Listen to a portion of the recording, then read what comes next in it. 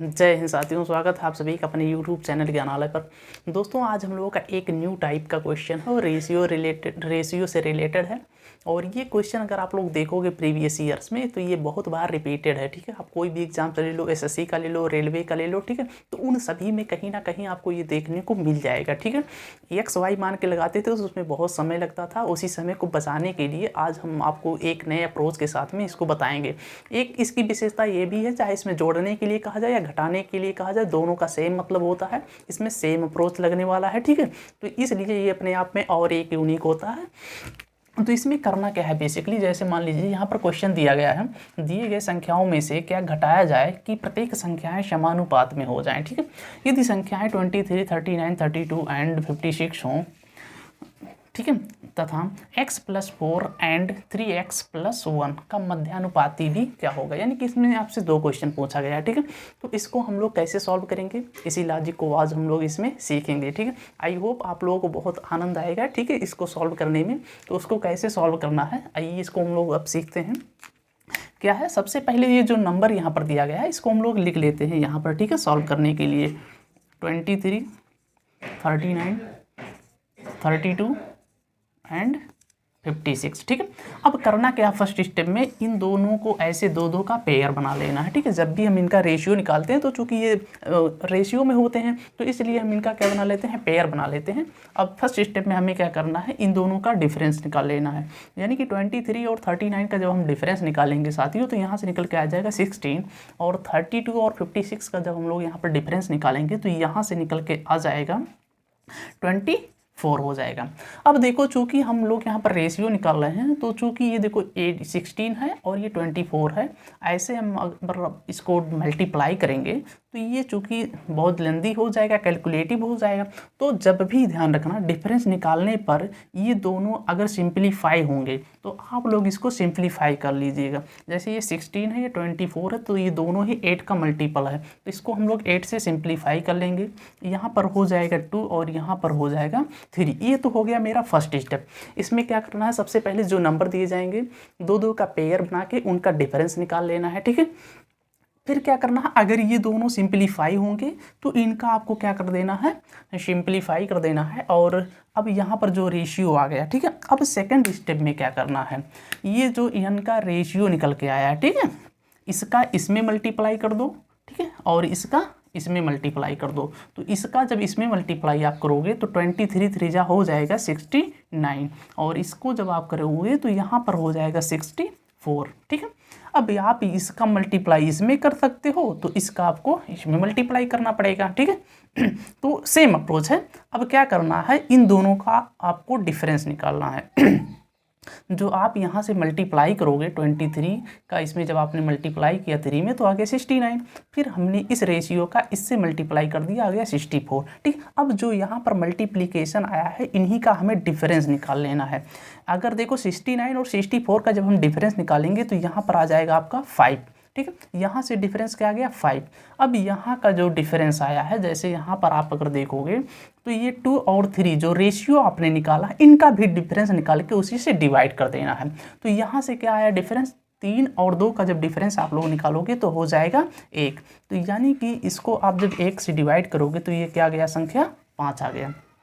यानी कि हम लोगों ने बहुत ही कम समय में, ठीक है, यहाँ पर चूँकि हमें इतना समय इसलिए लगा कि चूँकि हमें यहाँ पर इसको एक्सप्लेन करना था। ठीक है, नहीं तो ये 10 सेकंड के अंदर हम लोग इस प्रकार के क्वेश्चन को सॉल्व कर ले जाएंगे। तो इसमें करना क्या था बेसिकली कि पहले दोनों नंबरों का दो दो का पेयर बना के दोनों का डिफरेंस निकाल लेना है और इन दोनों का रेशियो ले लेना है। अगर सिंप्लीफाई हो रहे हैं तो सिंप्लीफाई कर लेंगे, फिर इसका मल्टीप्लाई इसमें कर देंगे और इसका मल्टीप्लाई इसमें कर देंगे। अगर यहाँ पर नंबर बड़ी होगी, कैलकुलेटिव होगी, तो इसमें कर लेंगे। अगर यहाँ पर नंबर ये बड़ी होगी या कैलकुलेटिव होगी, उसी के अकॉर्डिंग अगर पहले में कर रहे हैं तो इसके भी पहले में हमें मल्टीप्लाई करना होगा। ठीक है, इस चीज़ को ध्यान रखना है। फिर क्या करेंगे, जो हमने मल्टीप्लाई किया उनका क्या कर लेना है, हमें डिफरेंस निकाल लेना है। डिफरेंस निकालने के बाद में हमको यहाँ पर जो हमने रेशियो निकाला था, ठीक है, उस रेशियो का भी डिफरेंस निकाल के और उसी नंबर को हम लोग क्या कर देंगे, डिवाइड कर देंगे, जो कि हमारा नंबर निकल के आ जाएगा। और वही नंबर को जोड़ना होगा तो जोड़ देंगे, वो क्या हो जाएगा, समानुपात में होगा। अगर घटाना होगा तो उन सभी संख्याओं से हम इसको घटा देंगे, तो ये संख्याएं जो होंगी प्राप्त होंगी समानुपात में हो जाएंगी, ठीक है। तो ये हो गया, इसको कैसे सॉल्व करना था, ये तो हो गया फर्स्ट अप्रोच, ठीक है। अब यहाँ पर आपको अगर चेक करना हो तो आप चेक भी कर सकते हो। जैसे मान लो क्या है 23 और 39 32। अब यहाँ पर हम लोग चेक कर सकते हैं। जैसे इधर आप देखिए 23 में से अगर हम लोग 5 को सब्ट्रैक्ट करेंगे तो ये हो जाएगा 18। और इधर देखिए 39 माइनस 5 करेंगे तो ये हो जाएगा 34, ठीक है। इधर देखो ये है 32 माइनस 5 हो जाएगा 27। फिर इसको हम लोग देखेंगे 56 माइनस 5 तो क्या हो जाएगा 51, ठीक। अब इसको सिंप्लीफाई कर लेते हैं। इसको सिंप्लीफाई करेंगे तो 2 9 जा और ये हो जाएगा 17, ठीक है। इसको सिंप्लीफाई करेंगे तो 3 9 जा और 3 17 जा, यानी कि देखो इनका भी रेशियो क्या आ गया 9/17, इसका भी क्या आ गया निकल के 9/17। इस तरह से आप लोग किसी भी नंबर का जो भी इस तरह से क्वेश्चन पूछे जाए, जोड़ने के लिए पूछा जाए या घटाने के लिए पूछा जाए, आप लोग आसानी से इस प्रकार के क्वेश्चन को सॉल्व कर सकते हो, ठीक है। ये तो हो गया फर्स्ट, ठीक है, अप्रोच। अब इसमें क्या पूछा गया था कि x + 4 और 3x + 1 का मध्यानुपाती क्या होगा। अब आप यहाँ पर x की वैल्यू रख करके इसको सॉल्व कर सकते हो, बट ऐसे हमें अब यहाँ पर नहीं करना, ठीक है। अब इसके क्वेश्चन का आंसर करने के लिए हम ऑप्शन की सहायता से भी कर सकते हैं, क्योंकि आपको पता है जो मध्यानुपाती होता है, क्या होता है, मध्यानुपाती जो होता है इन दो संख्याओं का स्क्वायर रूट होता है, ठीक है। ये जो दो संख्याएं होती हैं इनका स्क्वायर रूट हो जाता है। अब हम अपने से ऐसे कोई नंबर एज्यूम कर सकते हैं, जैसे मान लो ये नंबर हम नहीं निकालना चाह रहे हैं, एग्जाम में बहुत कम समय है, तब क्या करेंगे, ठीक है। अब आप यहाँ पर x का वैल्यू रख करके इसको सॉल्व कर सकते हो। तो यहाँ पर अब मान लो एग्जाम में हमारे पास समय बहुत कम है, ठीक है, और हमें इन दोनों नंबरों का क्या निकालना है, मध्यानुपाती निकालना है। तो उसके लिए हम क्या करेंगे, अपने से कोई ऐसा नंबर एज्यूम कर लेंगे जो छोटा नंबर होगा, जो कंप्लीट स्क्वायर रूट बन जाए। कंप्लीट स्क्वायर रूट मतलब पूर्ण वर्ग बन जाए, ठीक है। अगर जो नंबर कंप्लीट, जिस नंबर को रखने पर वो संख्याएं कंप्लीट पूर्ण वर्ग बन जाती हैं, तो वही हमारा आंसर सेटिस्फाई हो जाएगा, ठीक है। अब जैसे मान लीजिए यहाँ पर हमसे पूछा जा रहा था कि x + 4 और 3x + 1 का हमें क्या निकालना था, मध्यानुपाती। अब इसका हमें मध्यानुपाती निकालना है तो क्या करेंगे, यहाँ पर पहले हम 1 चेक कर लेते हैं, ठीक है।